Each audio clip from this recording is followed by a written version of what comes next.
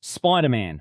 Brand new day opened to $355 million domestically this weekend, $2 million short of the all-time opening record, which means a rounding error is the only thing standing between Sony and history. I am Lambert Woollingham, and this is the Daily Shear for Monday, August 3rd, 2026. I read every story in today's newsletter twice, mostly because the first pass left me with more questions than the newsletter was willing to answer. Closer to home, Texas spent the weekend doing what Texas does, which is quietly reorganizing itself while everyone was looking at the box office numbers. Kay Granger, the former Fort Worth mayor and 14-term congresswoman, has died at 83. She was the first Republican woman to represent Texas in Congress and the first female mayor of Fort Worth, and she spent 28 years in the House before retiring in January, eventually chairing the Appropriations Committee, where she steered billions toward Lockheed Martin's F-35 program and the Panther Island Riverfront project, including a $403 million Army Corps of Engineers allocation for flood control. Her career started on the Fort Worth Zoning Commission, ran through the mayor's office starting in 1991, and continued through the Texas 12th Congressional District from 1996 until her retirement. Her family disclosed last year that she had been dealing with dementia. House Speaker Mike Johnson, Fort Worth Mayor Matty Parker, and her successor, Congressman Craig Goldman, all released statements crediting her with reshaping the city's economy and skyline. Pflugerville's fire department is racing an October 1st deadline to take over ambulance service for an 80-square-mile stretch of county after the city council voted in mid-July to end its contract with Allegiance Mobile Health and hand emergency medical services back to County Emergency Services District Number 2. The new 6-year deal runs the city $1.9 million a year for the first 2 years, with 2.5% annual increases after that, a clear step up from the $1.4 million it was paying Allegiance. To cover the added workload, the department is standing up a 6th round-the-clock ambulance for advanced life support, with 2 more basic life support units held in reserve in case call volume requires them. Fire Chief Nick Perkins says the department is ready, and oversight now reverts to the ESD No. 2 board, which answers to the County Commissioner's Court. El Paso's 3 major school districts are shedding staff on purpose to match a shrinking student population. The El Paso, Socorro, and Isleta independent school districts collectively lost about 820 teachers to retirement, resignation, or termination.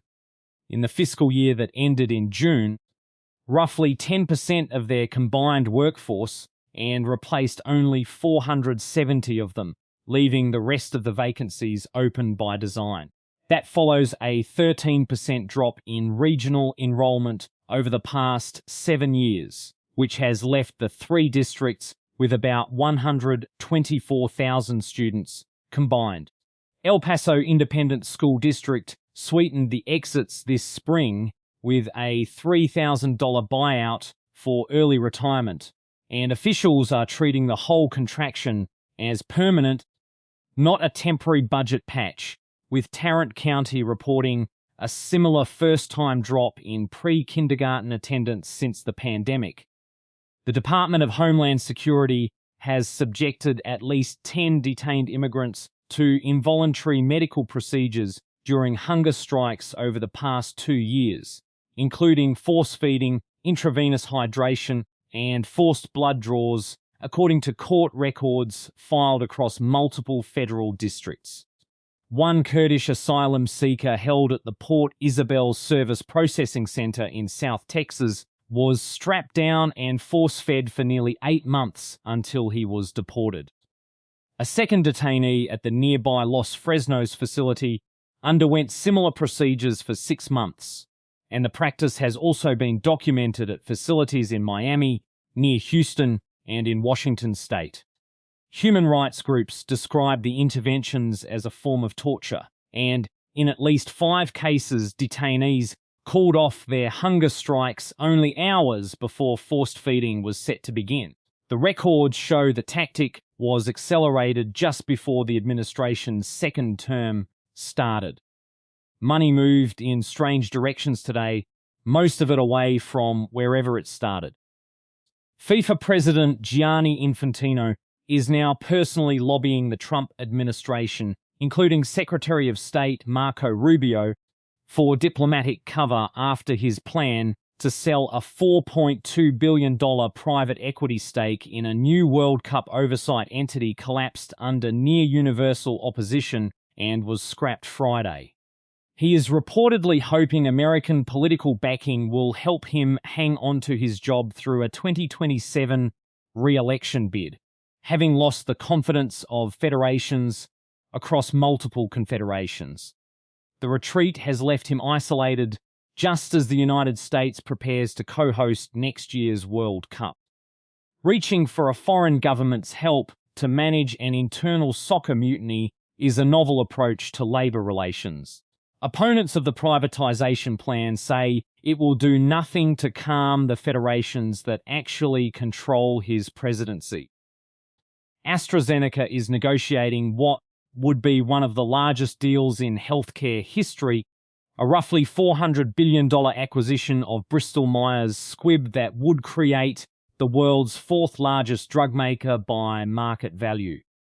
AstraZeneca, already the 2nd largest publicly listed company in the United Kingdom at about £196 billion, is pursuing the deal under longtime CEO Pascal Soriot. Bristol Myers Squibb, based in Princeton, New Jersey, carries a $133 billion valuation built largely on its cancer drug portfolio. A completed merger would hand AstraZeneca outsized control over several specialized drug categories and a much bigger American footprint. Regulators in both Washington and London are expected to scrutinize the deal closely given how much of the pharmaceutical supply chain it would concentrate. The Japanese yen hit a 3-month high against the dollar Monday, breaking below 155 after Tokyo and Washington confirmed a coordinated intervention last week to pull it back from a 4-decade low near 164. The Federal Reserve Bank of New York, at the Treasury's direction, bought yen on the open market and sold dollars to move the exchange rate, which is a fairly unusual use of America's central bank on behalf of another country's currency. A weak yen had been fattening the overseas profits of Japanese exporters, while making oil and everyday goods brutally expensive for ordinary Japanese consumers.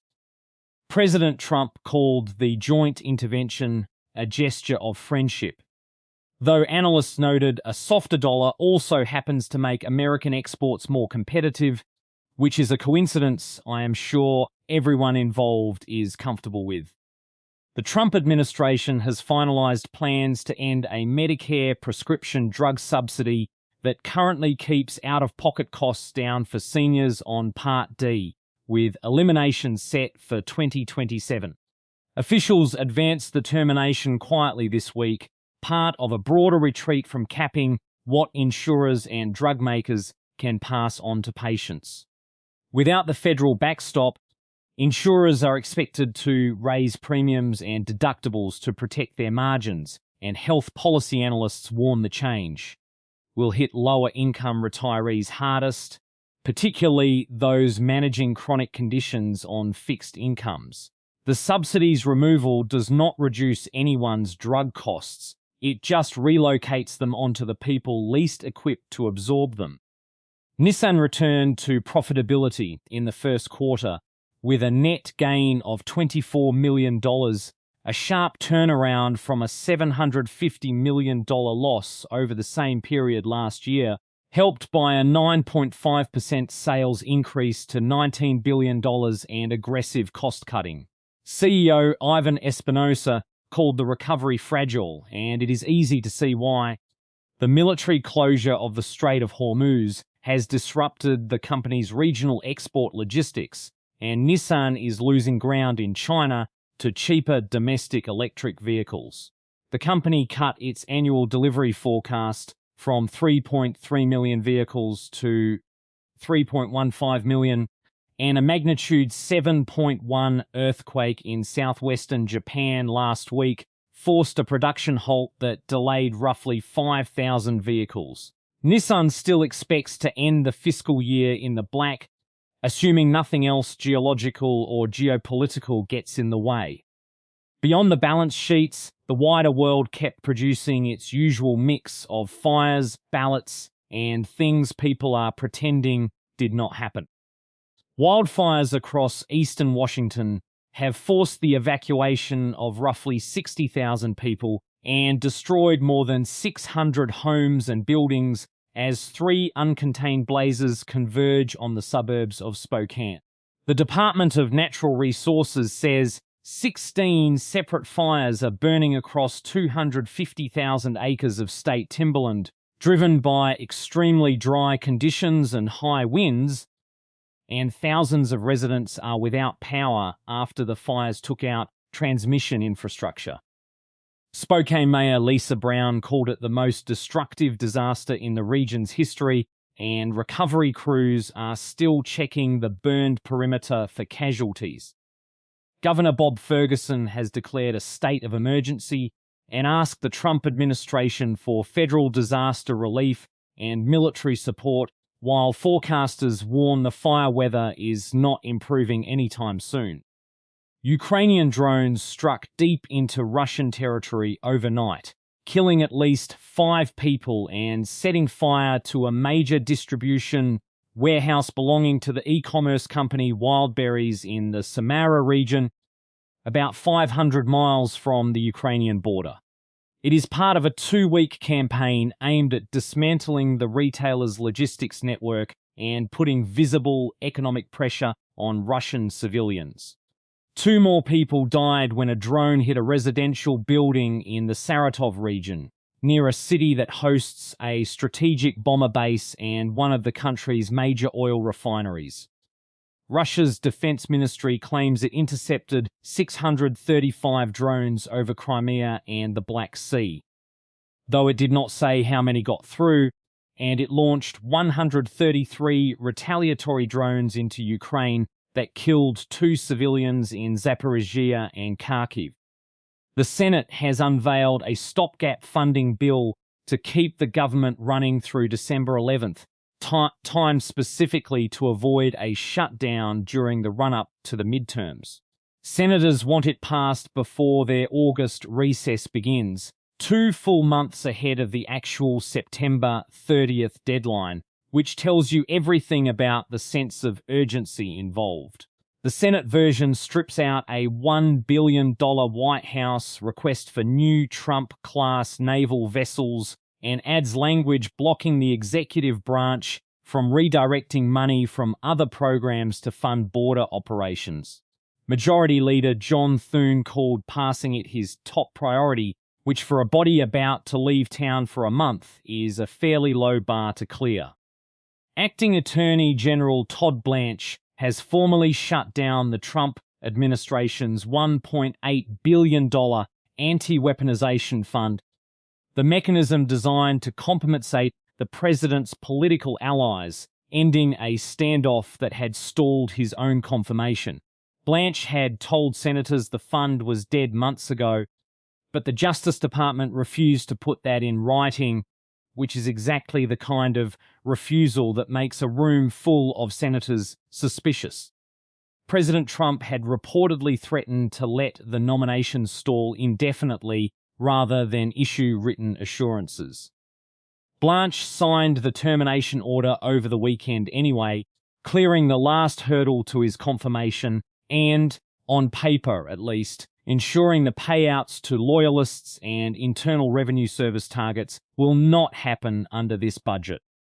Sticking with soccer's ongoing implosion, the Football Association of Wales and the English Football Association have both withdrawn their support for Gianni Infantino's 2027 re-election bid following his collapsed plan to privatize World Cup commercial rights.